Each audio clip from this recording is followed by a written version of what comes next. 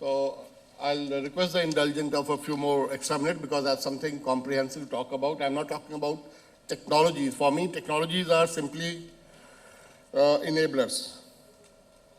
And these are all different disruptive technologies that we talk about. I'll not go into that. Everybody knows about that. A lot of buzz, a lot of myths, a lot of hype. Okay? And we have ample experts and internet is available to, demystify these myths.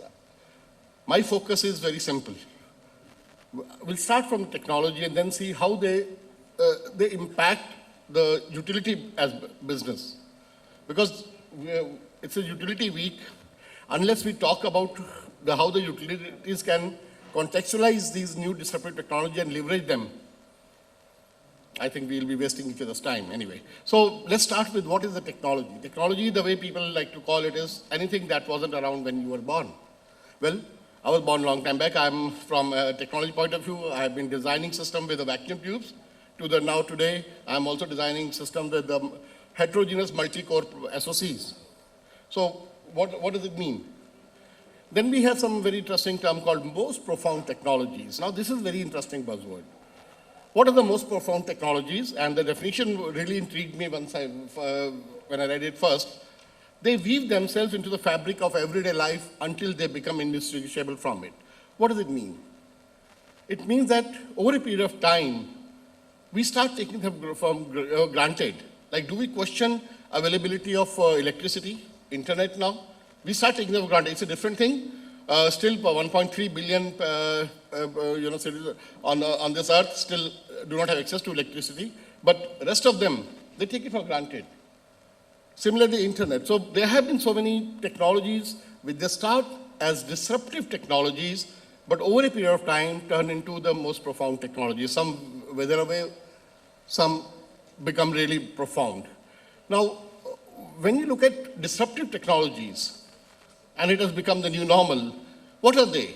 Any disruptive technology is the bearer of tremendous opportunity and equally a harbinger of obsolescence, because when new technologies come, some old technology had to give way to make space for them.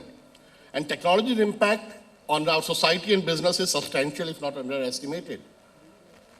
Sorry. Yeah. Though product cycle times are accelerating, the underlying technologies develop over many, many years. Within each trend, there are multiple enabling technologies, all at various stages of maturity and adoption. The simple example is artificial intelligence. We'll talk about that in a minute. Okay. So, in the context of disruptive technology, where is going the future of the Earth? So people are questioning that. It has been observed that technologies developed by human beings in the last 2-3 centuries have had major impact on Earth's climate. Some believe that they have reached the point of no return. This can have huge impact on the life on Earth, especially of human species. However, nothing to worry so much. While technology has been responsible for most of it, technology also seems to have solutions for it. And these are some of the technological trends you are all aware, and these have been around for some time. Then there are some mega trends. AI everywhere now, transparently immersive digital platform for anything and everything. Then these are some of the latest, you can say, identified breakthrough technologies. Unhackable internet. Have you heard of it? Using quantum physics, you are going to have it in the next 5 years, unhackable internet. And that's what will really help a lot.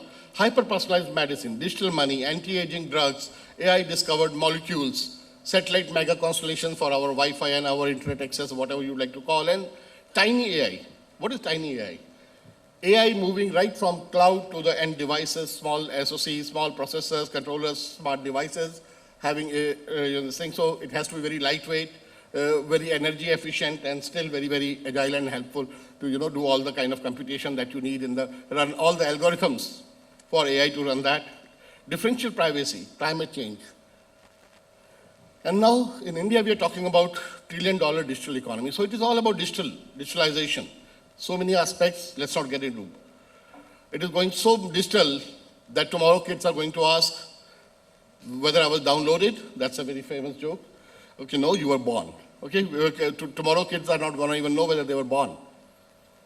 And what is our challenge? So when we talk about digitalization, There's a whole lot of data deluge. There's some astounding numbers.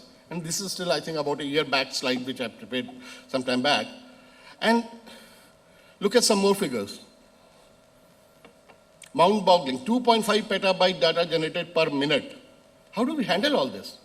And then we are talking about 3.4 million things shall be added to internet every minute. We are already in 2020. Can you imagine the kind of situation? I'm just setting the context, the challenges that we have, under which we as citizens, we as professionals, we as engineers, we as utilities or any organization running businesses have to work around. Artificial intelligence has become the way of life. Algorithms decide everything. YouTube decides for what video to watch for. Twitter decides whom to vote. And all the other social media help us decide what to buy. Targeting individual against target groups. The impossible war. Human intelligence versus artificial intelligence. So what is artificial intelligence all about? The current wave and enthusiasm for AI has begun around 2010, driven by three major factors. It has been around for 4 decades, as you will see in a minute. Okay, but availability of big data from many sources, dramatically improved machine learning approaches and algorithms, and capability for more powerful compute enabled AI to become in the real avatar that it has been waiting for 3, 4, 5 decades. Now let's see where we are heading. Can we have the video, please? A quick video on what AI is all about. We have something much bigger. Your kids probably have one of these, right? Not quite. Hell of a pilot? No. That skill is all AI. It's flying itself. Its processor can react 100 times faster than a human.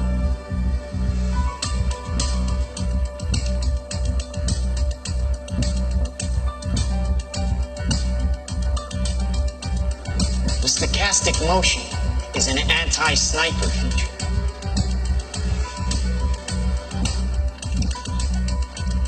Just like any mobile device these days, it has cameras and sensors, and just like your phones and social media apps, it does facial recognition.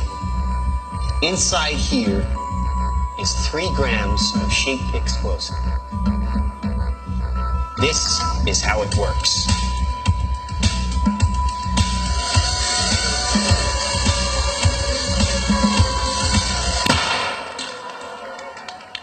Did you see that? That little bang is enough to penetrate the skull and destroy the contents.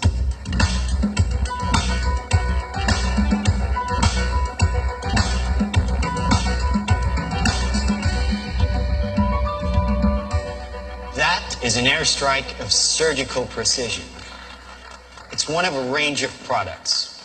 Trained as a team, they can penetrate buildings, cars, trains, evade people, bullets, pretty much any countermeasure.